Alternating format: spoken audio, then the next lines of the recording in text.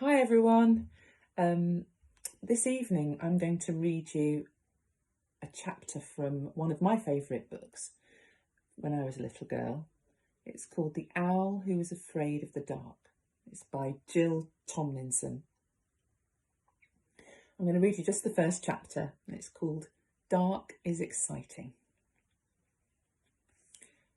Plop was a baby barn owl and he lived with his mummy and daddy at the top of a very tall tree in a field. Plop was fat and fluffy. He had a beautiful heart-shaped ruff. The ruff is the bit of the feathers that go around a barn owl's face. It's in the shape of a heart.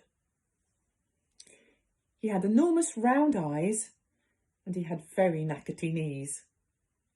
In fact, he was exactly the same as any other barn owl that has ever been, except for one thing. Plop was afraid of the dark. "You can't be afraid of the dark," said his mummy. "Owls are never afraid of the dark." "This one is," Plop said. "But owls are night birds," she said. Plop looked down at his toes. "I don't want to be a night bird," he mumbled. "I want to be a day bird." "You are what you are," said Mrs. Barn Owl firmly. "Yes, I know," agreed Plop. "But what I are is afraid of the dark." "Oh dear," said Mrs. Barn Owl. It was clear that she was going to have to need a lot of patience. She shut her eyes and tried to think how best she could help Plop not to be afraid. Plop waited. His mother opened her eyes again. "Plop, you are only afraid of the dark because you don't know about it. What do you know about the dark?" "It's all black," said Plop. "Well, that's wrong for a start. It can be silver or blue or grey or lots of other colours, but almost never black. What else do you know about it?" "I don't like it," said Plop. "I don't like it at all." "That's not knowing something," said his mother. "That's feeling something. I don't think you know anything about the dark at all." "Dark is nasty," Plop said loudly. "You don't know that.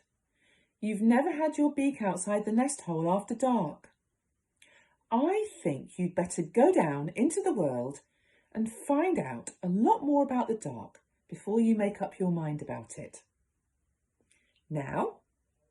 said Plop. "Now," said his mother.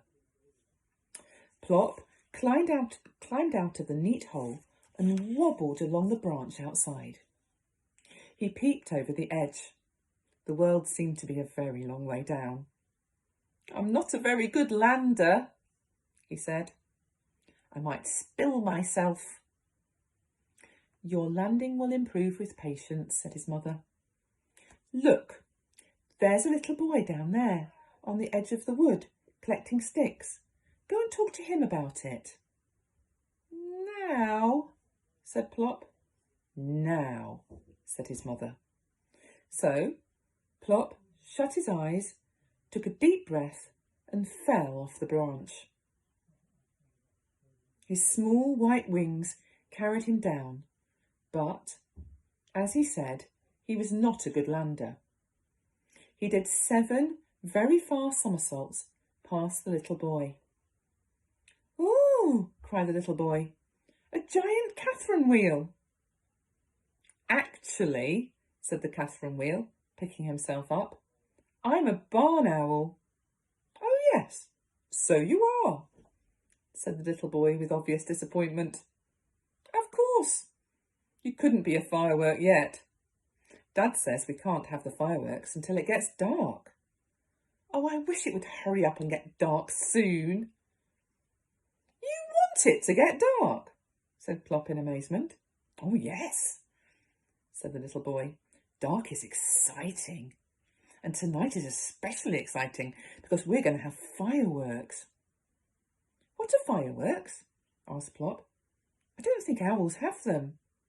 Not barn owls, anyway. Don't you? Said the little boy. Oh, you poor thing.